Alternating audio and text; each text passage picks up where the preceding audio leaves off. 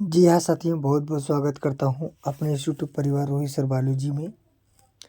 आज हम आपको कक्षा 10 के दूसरे यूनिट यानी नियंत्रण एवं समन्वयन माने कंट्रोल एंड कोऑर्डिनेशन से कुछ 50 महत्वपूर्ण बहुविकल्पी प्रश्न के बारे में चर्चा करेंगे और आप लोग अंत तक बने रहिएगा। और आपसे मेरा यह निवेदन है कि नए हैं तो सब्सक्राइब करिएगा, खूब ज़्यादा शेयर करिए ताकि बोर्ड की परीक्षा में सभी बच्चों को लाभ मिल सके। चलिए हम पहले क्वेश्चन को शुरू करते हैं बिना समय गंवाए। चलिए याद रखिएगा, देखिएगा ये मैट्रिक एग्ज़ाम 2024 के लिए है। ऑब्जेक्टिव क्वेश्चन के बारे में चर्चा करेंगे, सब्जेक्टिव क्वेश्चन भी देंगे, मॉडल पेपर भी सॉल्व कराएंगे। तो और ऑनलाइन क्लास भी चलता है, ये सभी लोग आप जानते हैं। चलिए ठीक है, तो पहला क्वेश्चन आपके सामने है, हार्मोन स्रावित होता है यानी हार्मोन कहाँ निकलता है? अंतःस्रावी ग्रंथि, बहिःस्रावी ग्रंथि, नलिका ग्रंथि, इनमें से कोई नहीं। तो आप सभी लोग जानते हैं कि ग्रंथियाँ कितने प्रकार की होती हैं? तो ग्रंथियाँ 3 प्रकार की होती हैं, अंतःस्रावी ग्रंथि, बहिःस्रावी ग्रंथि और मिश्रित ग्रंथि। ठीक, ये होता है, आप सभी लोग जानते हैं इस बात को। चलिए अब पहला उत्तर देखिए कौन सा सही होता है, ध्यान दीजिएगा। यहाँ पे पहला सही जो है वो अंतःस्रावी ग्रंथि जो होगा वो आपका करेक्ट आंसर है। ठीक, चलिए दूसरा का देखिएगा, ग्वाइटर अथवा घेंघा रोग कहाँ से पनपता है? माने कि जो घेंघा रोग होता है वो कहाँ से उत्पन्न होता है? आप सभी लोग जानते हैं कि जो घेंघा रोग होता है वो भैया आयोडीन की कमी से होता है, यानी बी वाला ऑप्शन जो होगा वो करेक्ट आंसर होगा। ठीक, अब आगे देखिए, थायरॉक्सिन का स्रावण कहाँ से होता है? यानी जो थायरॉक्सिन होता है उसका स्रावण कहाँ से होता है? ये थायराइड ग्रंथि से होता है, यानी ए वाला जो होगा वो करेक्ट होगा। अगला देखिए चौथा, मानव में डायलिसिस की थैली है। अब डायलिसिस थैली बात करेंगे तो नेफ्रॉन होता है। क्या होता है? नेफ्रॉन जो होता है वो डायलिसिस की थैली है। न्यूरॉन जो होता है वो तो आप जानते ही हैं, जो तंत्रिका तंत्र का निर्माण करता है। माइटोकॉन्ड्रिया को ऊर्जा घर कहते हैं, सभी लोग को पता होगा। तो यानी ऑप्शन नंबर जो ए है ये करेक्ट होगा। अगला, भोजन का पचना किस प्रकार का क्रिया? Very very most important question है। तो जो भोजन का पचना है वो उपचयन क्रिया है। कौन सा क्रिया भैया? भोजन पचना एक उपचयन क्रिया है, यानी ऑप्शन नंबर जो है ए वो करेक्ट है। अब अगले क्वेश्चन की बात करेंगे, कौन सा पादप नियंत्रक फल बेचने वालों द्वारा प्रयोग किया जाता है? यानी जो फल बेचते हैं उनके द्वारा कौन से हार्मोन्स का उपयोग करते हैं? जब बताइएगा, ABCC अम्ल होगा कि जिबरेलिन, इथाइलिन, ऑक्जिन, तो कमेंट करिएगा। देखिए इसका ऑप्शन नंबर जो सी ये करेक्ट हो जाएगा। वह संरचना जो उद्दीपन को पहचान कराती है वो क्या कहलाती है? जो उद्दीपन का पहचान कराती, ग्राही, प्रभावक, उत्तरदायित्व, बेचैनी, बताइए कौन सा सही होगा? देखिए जो यहाँ पे वो ग्राही होगा, क्या करता है? ग्राही क्या करता है? ये उद्दीपक का पहचान करा, जैसे संवेदी अंग होता है ना, ये वैसे ही होता है। 8वां, निम्नलिखित में से कौन सा एक अंतःस्रावी और बाह्यस्रावी दोनों प्रकार की ग्रंथि होता है? भैया हमने आपको शुरू में बताया कि ग्रंथि 3 प्रकार की होती है, अंतःस्रावी, बाह्यस्रावी और मिश्रित। तो बाह्य और अंतः दोनों के बीच का जो होगा वो अग्नाशय होता है, और अग्नाशय को क्या कहते हैं? मिश्रित ग्रंथि कहा जाता है। 9वां देखिए, वह कौन सी अंतःस्रावी ग्रंथि वृक्क के दोनों ऊपर स्थित होती है? बताओ, वृक्क के दोनों के ऊपर एड्रीनल होता है भैया। कौन सा होता है? एड्रीनल ग्रंथि होता है जो वृक्क के दोनों ऊपर बनता है, यानी ऑप्शन नंबर जो यहाँ पे डी होगा ये करेक्ट हो जाएगा। अगला देखिए, जीवों में ध्वनि ग्रहण करने का संवेदी अंग क्या था? भैया ध्वनि सुनने वाला क्या होता है? श्रवणग्राही भाई, वो सुनता है। और प्रकाश, वो थोड़ी प्रकाश वाली बात थोड़ी यहाँ ये नहीं होगा, ये कट जाएगा, यानी सी वाला ऑप्शन एकदम करेक्ट हो जाएगा। आप उत्तर मिला भी सकते हैं यहाँ पे।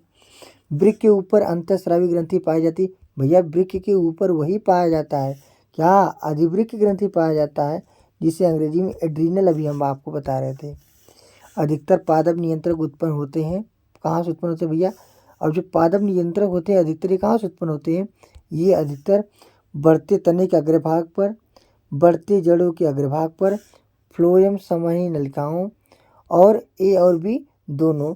तो यहाँ पे डी वाला सही हो जाएगा, ए और बी दोनों, अर्थात ये बढ़ते अग्रभाग पे भी रोकता है। ठीक भैया, और देखिए और भैया, और बढ़ती जड़ को अग्रभाग, ये दोनों आपका करेक्ट हो जाएगा। अगला, बीज रहित फलों को बनने की क्या कहते हैं, यानी बीज रहित जो फल बनता है उसे क्या कहते हैं? अनिषेक फलन, अनिषेक अंडपी, अग्र। भैया अनिषेक फलन होगा, वो क्या होगा?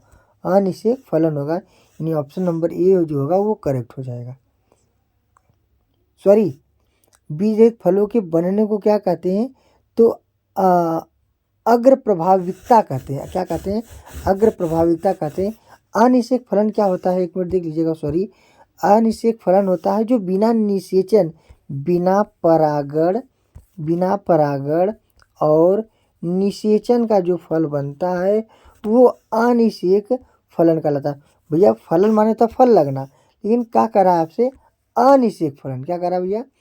अनिषेक फलन, यानी कि बिना निषेचन का जो फल लगता है वो क्या कहलाता है? अनिषेक फलन कहलाता है। चलिए, यानी यहाँ पे ऑप्शन नंबर जो सी होगा ये करेक्ट हो जाएगा। निम्नलिखित में से कौन सा पादप हार्मोन से, भैया पादप हार्मोन कौन सा बताओ? इंसुलिन नहीं, ये तो अग्नाशय से। थायरॉक्सिन नहीं, ये तो निकलता है थायराइड ग्रंथि। एस्ट्रोजन नहीं, ये तो मादा हार्मोन से। साइटोकाइनेस यहाँ पे सही हो जाएगा। ठीक ना, यहाँ पे ऑप्शन नंबर जो डी है ये करेक्ट है। अगला, दो तंत्रिका के मध्य खाली स्थान को, वेरी वेरी इंपॉर्टेंट क्वेश्चन है, वेरी मोस्ट इंपॉर्टेंट क्वेश्चन। ध्रुमिका गलत, सिनेटिक दरार, सिनेप्स, ये सही हो गया आपका उत्तर। ठीक, या तो पूछा जाता है आपसे कि सिनेप्स, क्या पूछा जाता है भैया? सिनेप्स, सिनेप्स कहेगा, या तो इसी को क्या कहते हैं हिंदी में? हिंदी में इसी को क्या कहते हैं भैया बताइए? कहते हैं युग्मानुबंधन, युग्मानुबंधन कहते हैं। ठीक भैया, चलिए, यानी ऑप्शन नंबर यहाँ पे बी करेक्ट हो गया। अगला, मस्तिष्क उत्तरदायी होता है। मस्तिष्क आपके शरीर में क्यों पाया जाता है? सोचने के लिए, सही बात। हृदय, ये भी सही है। शरीर की संतुलन, ये भी सही, सभी सही, यानी ऑप्शन नंबर जो डी है ये करेक्ट हो गया। अगला, बहुकोशिकीय जीवों में निम्न में से किस प्रकार का समन्वय पाया जाता है?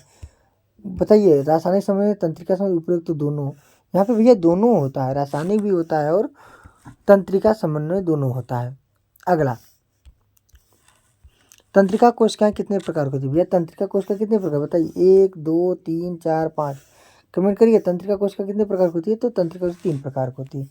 प्रतिवर्ती चाप कहाँ बनती है? मेरु, रज्जु, मस्तिष्क, पेशी ऊतक, इनमें से कोई नहीं, तो ये मेरु रज्जु में बनता है।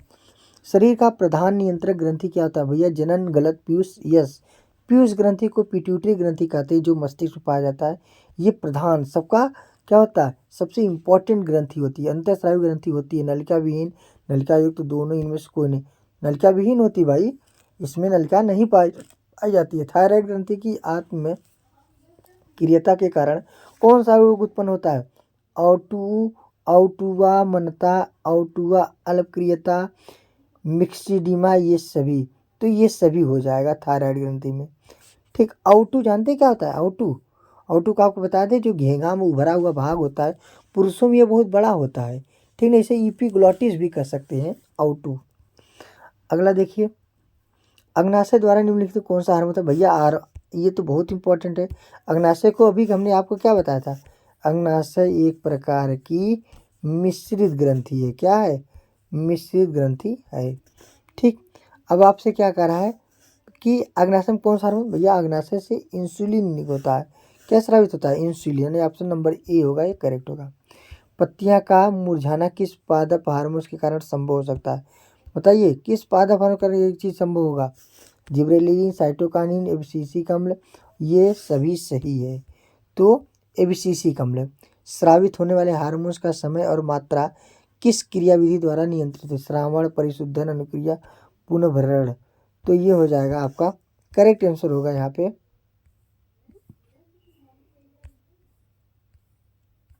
सॉरी, एक मिनट,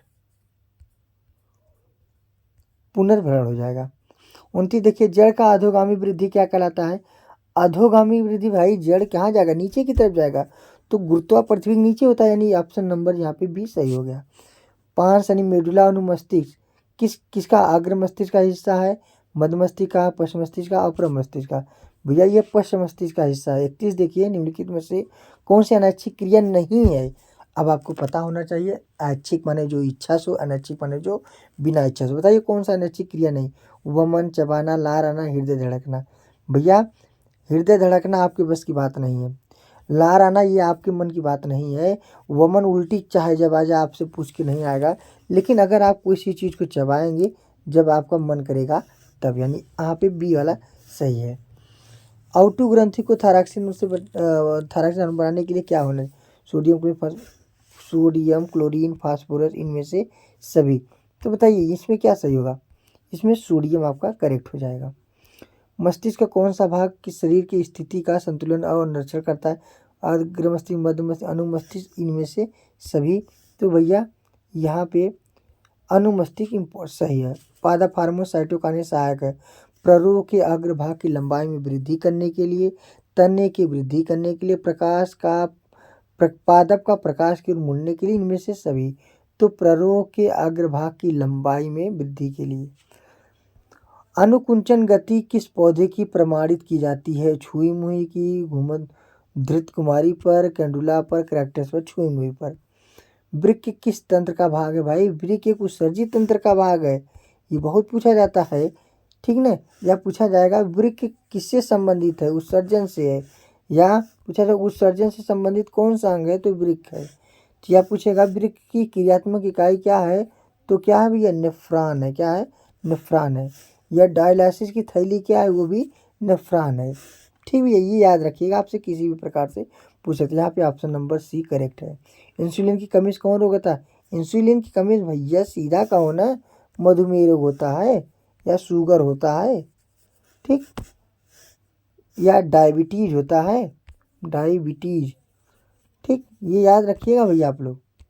चलिए, खोपड़ी के अग्र सिरे पर स्थित न्यूरॉन के शरीर के विभिन्न भागों से प्राप्त होते हैं? जल, खून, संकेत, वायु। तो यहाँ पे भैया ये ऑप्शन नंबर यहाँ सॉरी 1 मिनट, संकेत सही हो गया। अब यहाँ पे अगला क्वेश्चन, आउटू ग्रंथि थायरॉक्सिन हार्मोन बनाने के लिए किसकी आवश्यकता? लोहा वर्षिप आयोडीन की। भैया आयोडीन की कमी से घेघा रोग होता है ना। यहाँ पे अगर आउटू आपसे पूछिए तो घेघा होता है, यानी थायराइड ग्रंथि जो गले में स्थित होता है। लीडिंग कोशिका कहाँ बनती है? वृषण में, पीयूष ग्रंथि, अंडाशय, परावटु ग्रंथि में। भैया ये वृषण में, नर के वृषण बनता है। आक्जिन पादप हार्मोन पौधे के किस भाग की सहायता करता है? वृद्धि, श्वसन, भोजन, जनन। ये वृद्धि में क्या करता है? हेल्प करता है। तंत्रिका तंत्र का भाग है? मस्तिष्क, रीढ़, रज्जु, इनमें से सभी। भैया ये सभी तंत्रिका तंत्र के भाग हैं। एस्ट्रोजन, प्रोजेस्टेरॉन, रिलैक्सिन हार्मोन स्रावित होते हैं अंडाशय से, वृषण से। भैया जहाँ प्रोजेस्टेरॉन, एस्ट्रोजन, रिलैक्सिन आ जाना है तो वो मादा हार्मोन होता है। कौन हार्मोन होता है भैया? वो मादा हार्मोन होता है, और मादा में अंडाशय होता है, यानी ऑप्शन नंबर ये सही। इनमें से कौन सा मादा जनन हार्मोन है? प्रोजेस्टेरॉन, एस्ट्रोजन, एस्ट्रेडियाल, इनमें सभी। बी वाला आपका करेक्ट हो गया। अगला,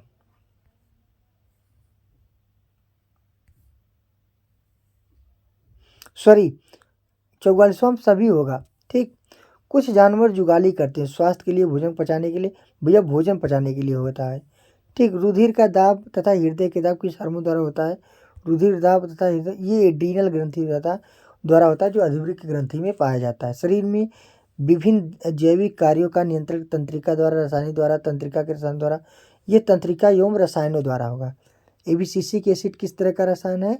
तो एबिसिसिक जो एसिड होता है वह वृद्धि रोधक की तरह काम करता है। अगला, बीज रहित पौधों के उत्पादन में सहायक क्या होता है? साइटोकाइनिन, अविजन, जिब्रेलिन, आक्जिन। यहाँ पे जो होगा ये जिब्रेलिन सही होगा, ठीक। तो इनमें से फल पकाने के लिए कौन सा हार्मोन होता है? तो जिब्रेलिन होता है। और यहाँ पे आक्जिन और जिब्रेलिन 49 में दोनों होगा, 50 में सिर्फ जिब्रेलिन सही होगा। तो इस प्रकार से हमने आपको 50 महत्वपूर्ण क्वेश्चन बताए। तो आप लोग खूब ज़्यादा इसे खूब शेयर करिएगा, ठीक। नए हैं तो सब्सक्राइब करना तो एकदम मत भूलिएगा, ठीक। लाइक और कमेंट शेयर करिएगा, ठीक। धन्यवाद।